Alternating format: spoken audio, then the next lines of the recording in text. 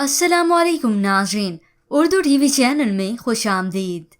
Viewers, drama serial खूबसूरत की episode 64 में आप देखेंगे समर दिलकश को बताता है, पता है आज ऑफिस में कौन आया था?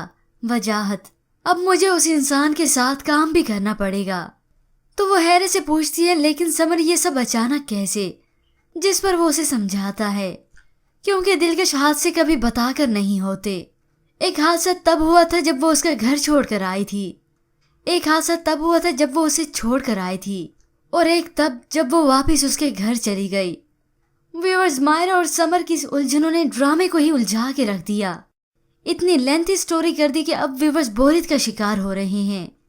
कुछ की राय तो ये भी है कि इस ड्रामा सीरियल की लास्ट एपिसोड के दज्जाल को दिखाने के लिए छोड़ी है। खैर व्यूअर्स, इसके बाद आप देखेंगे इनाम की सख्ती दिन ब दिन बुशरा पर बढ़ती चली जा रही है। इस बार जब अपने कमरे से उसने बुशरा को निकाला तो उसकी वालदा बोल उठी, जिन्हें तो बस मौका चाहिए होता है बोलने का। तुम्हें शर्म नहीं आई ये नीच हरकत करते हुए? उनके चिल्लाने की आवाज सुनकर इनाम के वालिदैन आ गए।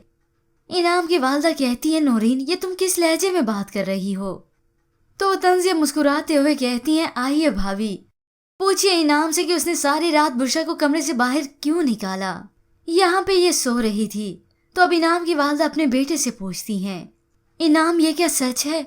जिस पर इनाम उन्हें हकीकत बता ही देगा, और इस बात की वजह भी।